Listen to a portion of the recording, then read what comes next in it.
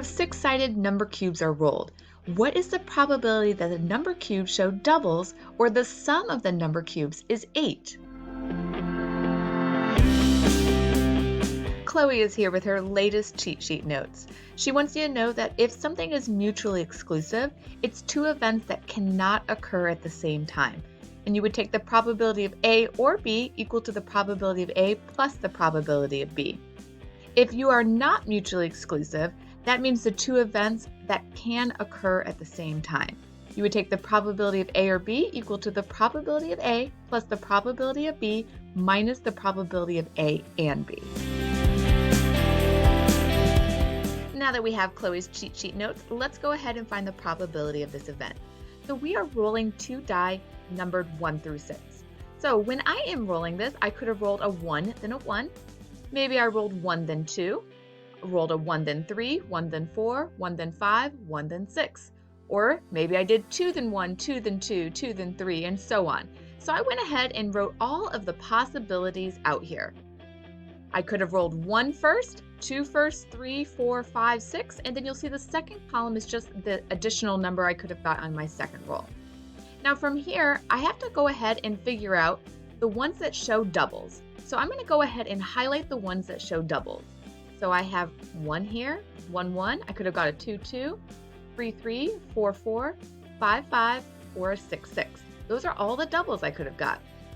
Then the next one says to find the ones that have a sum of the number cubes is 8. So who has the cubes, when you roll them, the die, they add up to 8. So I'm going to go ahead and put check marks by those.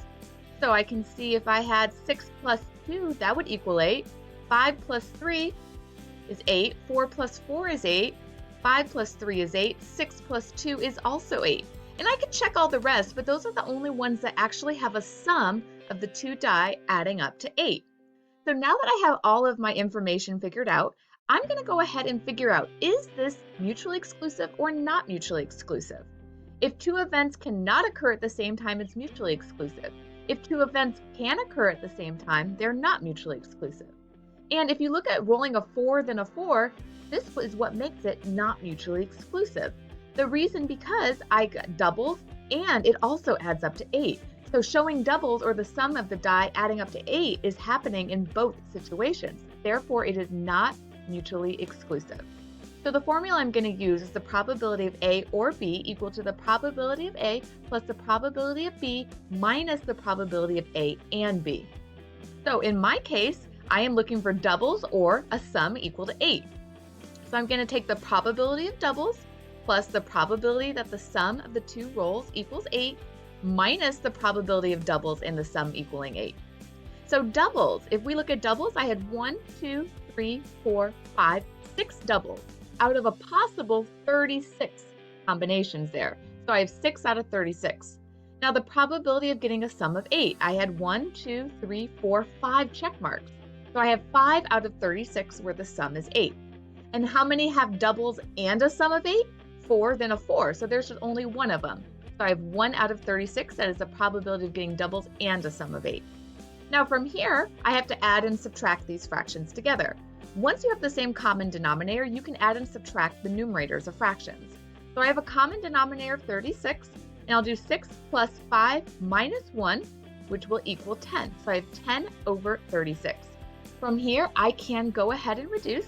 10 and 36 can both be divided by 2. So if I divide them both by 2, 10 divided by 2 is 5. 36 divided by 2 is 18. So I have a 5 in 18 chance that if I roll two number dies, 1 through 6 on each, that a 5 out of 18 chance that I will have doubles or the sum is at least equal to 8.